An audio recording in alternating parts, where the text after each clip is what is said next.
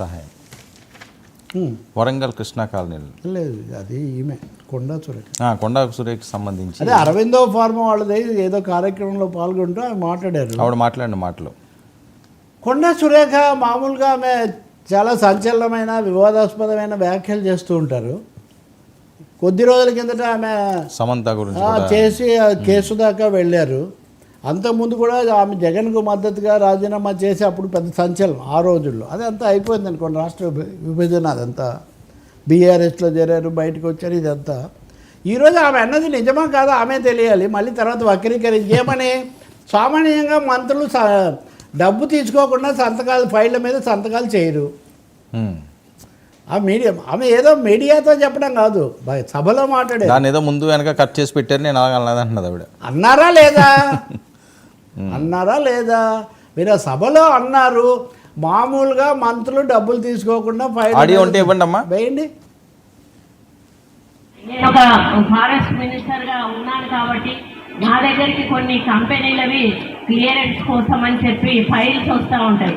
మామూలుగా మంత్రులు అట్లాంటి ఫైల్స్ వచ్చినప్పుడు డబ్బులు తీసుకొని క్లియరెన్స్లు ఇస్తూ ఉంటారు.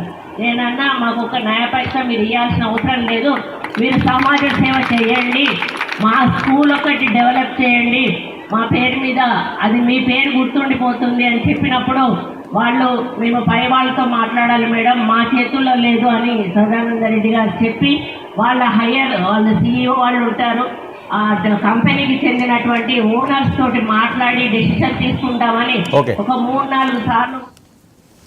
ఇప్పుడు చాలా సంతోషం వాళ్ళకి పెట్టినట్టుగా ఉన్నారు. కానీ అసలు ఆ మాట వచ్చిందా? అసలు ఆ మాట ఎందుకు వచ్చింది?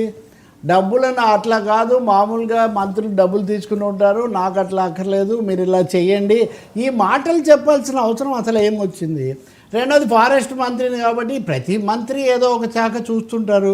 ఫారెస్ట్ మంత్రులకు ఇంకొంచెం ఎక్కువగా భూములు ఇవన్నీ ఉంటాయి కాబట్టి ఇలాంటి సమస్యలు ఎక్కువగా వస్తున్నాయి. మూడోది ఎవరైనా మాట్లాడుతున్నారా ఈ విషయాలు?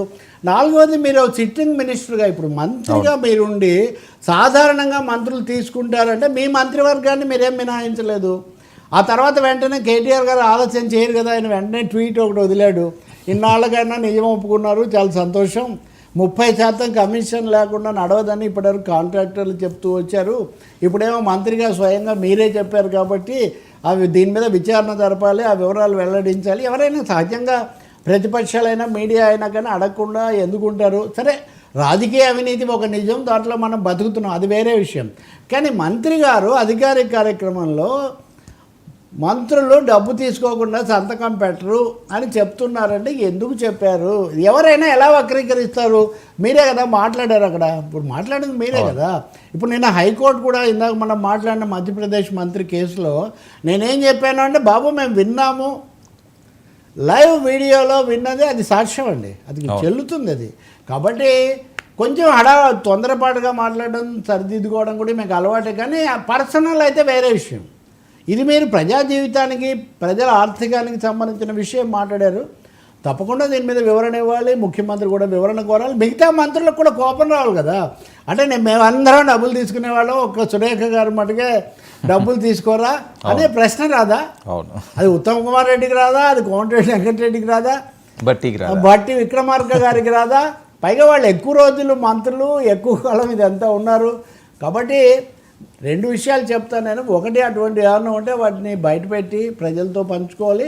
రెండోది, ప్రజా జీవితంలో ఉన్న వాళ్ళు మాట్లాడేటప్పుడు తమ మాటలు వాటి ప్రభావం అన్న అంశాన్ని కూడా గుర్తించాలి.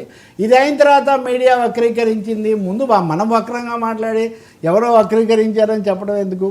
అసలు రాజకీయాలే వక్రంగా ఉన్నాయి, ఎవరు ఇంకేం వక్రీకరిస్తాం సార్ రాజకీయాలను? ఇప్పుడున్న దానికంటే వక్రమైనటువంటి మార్గాలు, వక్రమైన రాజకీయాలు ఎప్పుడు లేవు, ఎప్పుడో ఫుల్ఫిల్ చేస్తారు, ఎప్పుడో అవన్నీ అయిపోయినాయి. ఇంకా వక్రీకరించడానికి ఏమీ అవకాశం లేదు. ఏదో కొద్ది గొప్ప దాని సర్దుబాటు సంయమనం తప్ప. ఎందుకు అన్నారు అన్నదాన్ని ముందు వెనక్కి తీసుకుంటున్నారా లేదా వివరణ ఇస్తున్నారా? ముఖ్యమంత్రి కానీ సాటి మంత్రులు కానీ ఏం చెప్తారు? ఒకటైతే నిజం సార్, ఏదో ఒకటి అనేసి అది ఎవరి మీద తోసేసి అలా కాదు ఇలా అంటే చెల్లుబాటు అవడం అయితే ఈ రోజుల్లో కష్టం. పైగా ఇప్పుడు హాట్గా ఉంది కదా తెలంగాణ పాలిటిక్స్.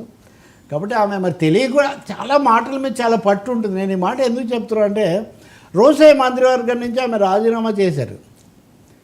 ఆ రోజు 8:30కో 6:30కో మేము ఒక ఛానల్లో డిబేట్ మేమిద్దరమే సార్. మేము 11 వరకు మాట్లాడాము సార్, రాత్రి వరకు. చివరిగా అన్నా ఇన్ని ప్రశ్నలు ఎవ్వరు అడగలేదు కదన్నా, మరి మీరు ఇంత శల్య పరీక్ష చేస్తారనుకోలేదు అన్నారు ఆమె చివరకు.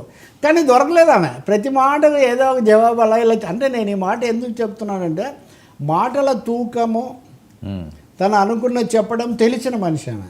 సో ఏవో కారణాలు లేకుండా ఆమె అలా చెప్పి ఉండరని కూడా మనం భావించాలి. తప్పకుండా భరించే సీతక్క కూడా ఈ మధ్య 2-3 సార్లు ఇలాంటి విషయాలు మాట్లాడుతున్నారు. ఇద్దరు మహిళా మంత్రులు ఆ ప్రాంతం నుంచి ప్రజల మనుషుల కింద లెక్క కదా. అంటే ఏం చెప్తారో చూద్దాం. అలాగే మురళి గారు కూడా ఏమని చెప్తారా? మురళి గారు రావాలి సార్. ఈ లోకేష్ రెడ్ బుక్ వార్నింగ్, తప్పు చేసిన వారిని వదిలే ప్రసక్తి లేదంటారు. ఏంటి రెడ్ బుక్? కూటమి అధికారంలోకి వచ్చిన దగ్గర నుంచి ఇది